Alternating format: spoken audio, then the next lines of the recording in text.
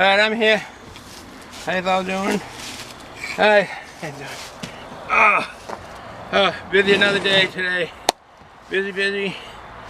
Working around the land here. Straightening out all the tools and wagons and trailers and everything else we have out here. It makes it for a busy day.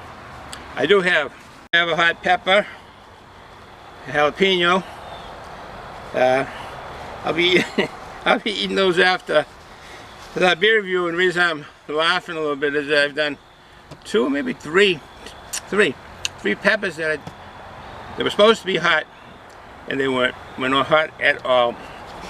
But alright, enough of the peppers. Here's our bottle opener from Budweiser. You guys, the gals have a wallet, they can just put that in the wallet and I'll just have a bottle opener. Okay, a little information, I did some due diligence on this brew here, this Oktoberfest from Samuel Adams. Here's a little information on the beer itself. It's 5.3% alcohol by volume, has 4.1 ABW, alcohol by weight, 187 calories, 16 international bitter units. That sounds right up my alley. 16 IBUs, 5.3% ABV, and the SRM is 20 on the scale. So 12, 11, maybe 15 is your lagers, the color, and so this is going to be a richer, darker color, more amber in it. All right. They also have for the malt in this a Sam Adams 2-row pale malt blend. 2-row pale malt blend. They have Munich 10, Samuel Adams Oktoberfest malt, their own malt they produced, and a caramel 60. The hops, noble hops, the Tanger, and Hallertau. They say this goes good with French onion soup, and I believe that sounds like it would go really good with it. That arrangement of what they have, ingredients, I should say. Mr. James Cook, spelled K-O-C-H, is the founder. It said he revolutionized the beer industry in a way. Started off the craft beer, kicking it off initially in probably 1981, 82, 83 even. He was brewing it in his kitchen, and it was so well liked by his family and friends that they had to go around. So he went around to the Boston metro areas, to the bars and the taverns and social clubs, and they all liked it. It kind of, their accolades kicked it off that he would start a brewery and start brewing himself, and the rest is history. It's really grown big now because of getting together, merging with the Dogfish Head, and that really expands the distribution. So sounds like it's doing something well. Let's see what we have here. There is a nice tap room they have in over there in Boston, in downtown. I think it's in Jamaica Plain section, Hyde Park. No, it's in Jamaica Plain section of Boston. He goes to Germany almost every year, and I think he does every year, and checks out the hops. They're still going with their heirloom hops that they've been growing from that same area and plantage for a number of years. There's hops. I have hops here, Cascade, and I have Cascade and Fuggles over there. And they come back. They just come right back.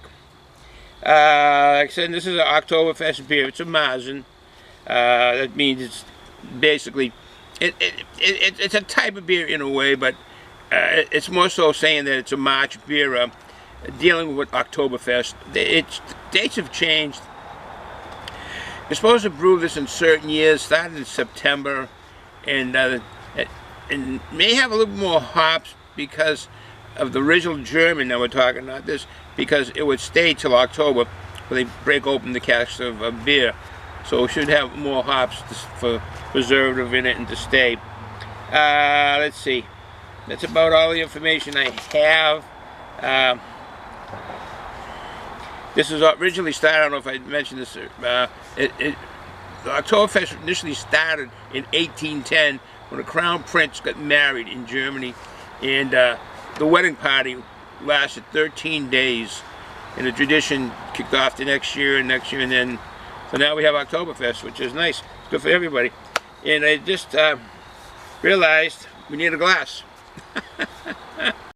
And we do have a glass. One showed up. It's to save water, drink beer glass. All right, no further ado. Let's open this bad boy up. See what it looks like. And hope that it's oh, I gotta show the cover. Gotta show the cap. Always gotta do that. They produce it. We will show it.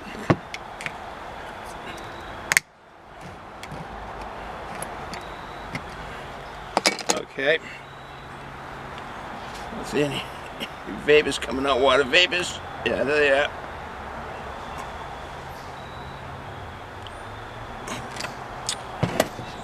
Okay.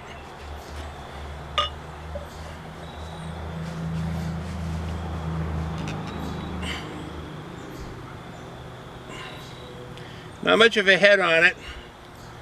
Amber.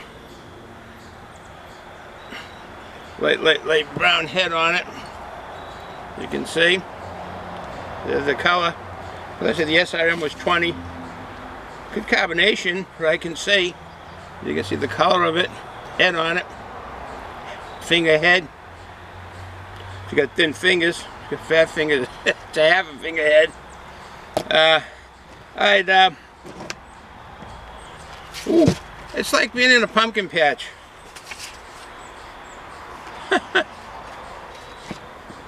Oh, that is really quite the flavor. I mean, quite the aroma. Ah, that is nice. Really, just like being in I guess you could call it a pumpkin patch or a bakery. Spiciness, right away, big spiciness. Caramel. That's back up on the info I gave on the Caramel 60. That's really a versatile malt, the Caramel 60. Very versatile, very easy to use, and it does impart caramel flavor. It's a form of a crystal, really, malt. Do I have any information on it? No, I don't. But it's part of like a crystal malt.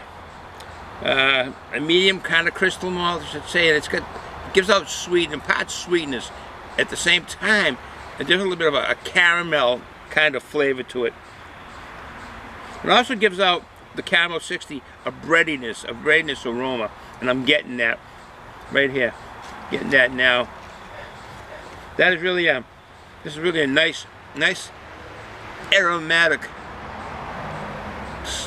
brew. It smells really nice. Gives you the feeling you know it's fall. You know the pumpkins are around, pumpkin pies being made, all the special meals that you have in autumn. You start going with thicker soups around this time of the year. Thicker beers, the stouts will be coming out, the porters. That caramel is I confuse it with toffee. I could be getting a toffee aroma. They seem to be the same, caramel toffee to me.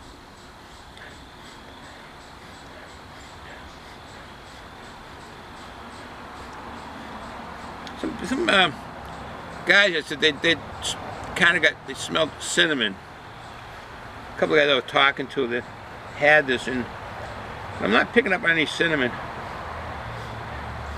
Picking up the breadiness, though. I'm picking up a bread, and that's what it said would be in the Caramel 60. Even that fruit, I just got that aroma. Apricot, yeah, apricot. I'm getting that. All right, bottoms up.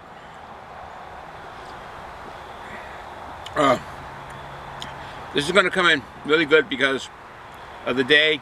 Yesterday and today I've been doing a lot of basically work around the land here, or back, and this comes in nice at the end of the day.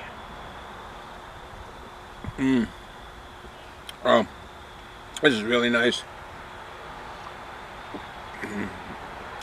A little bit of the bitterness that spreads right out through the whole brew. And I do know, like I mentioned before, the way the taste buds are on your tongue, the very beginning of your tongue, the front is your sweet things, all the sweetness, and then the sour and so forth in the middle, and at the very end is all the bitter taste things you eat. That's what you get at most guys talk about at the end of the drink, the gulp. It's the bitter. It starts off sweet, ends off bitter, because that's where the bitter taste buds are, the back of your tongue. It goes down your throat. It is crisp. It's a crisp lager.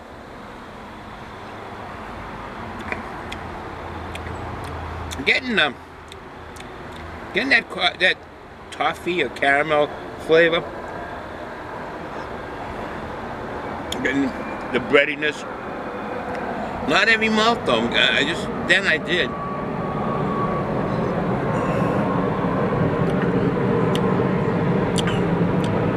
Surprised the motorcycles aren't out today. Really, it would be a nice day for a motorcycle ride. A little bit cool, but it would be a nice day. Some maltiness. I like it. It's very drinkable. I'll drink it as I eat the pepper, chili. I got the feeling that this is going to be a pretty hot one, and I want to have something to drink.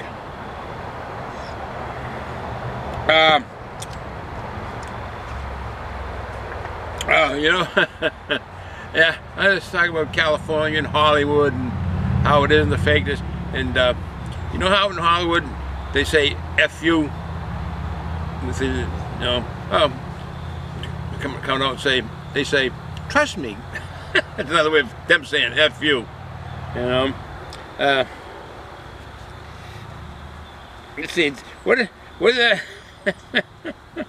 did the bartender say when Charles Dickens walked into the bar? And Charles Dickens ordered the martini, and the bartender says, Oliver or Twist? Get Oliver Twist. I thought that was funny.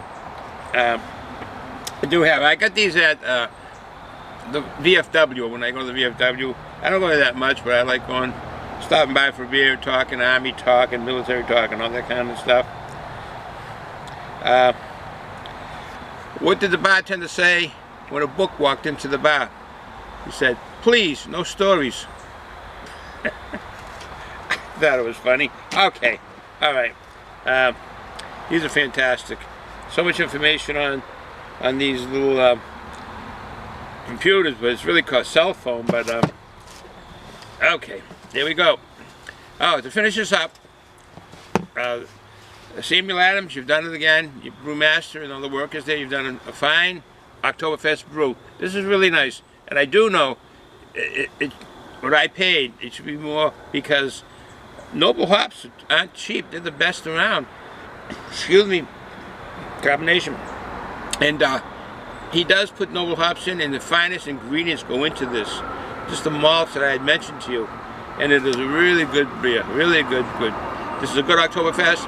I enjoyed it. I'm enjoying all the Oktoberfest, but this is a good one. This one. Okay, no further ado.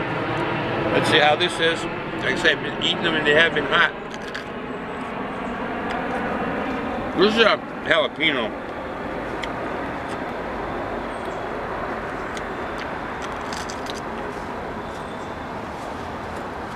I don't like the seeds.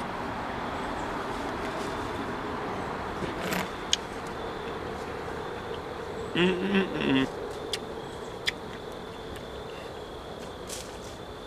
little hot.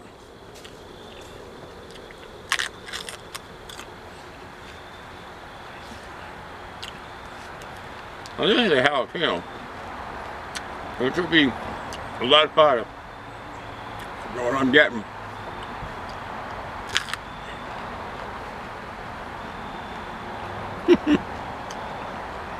My record is being ruined. This is the fourth time I've had pepper, and it's not hot.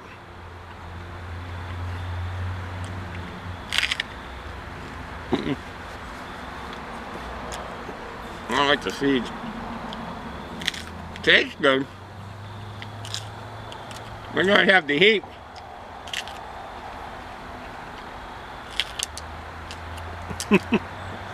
No, it's getting hot now. Getting hot now. Oh, wow. Must be the seeds. Ooh.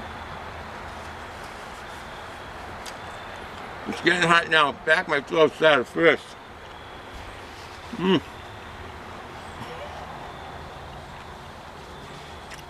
It's not real hot, but it's hot. Started off real mild.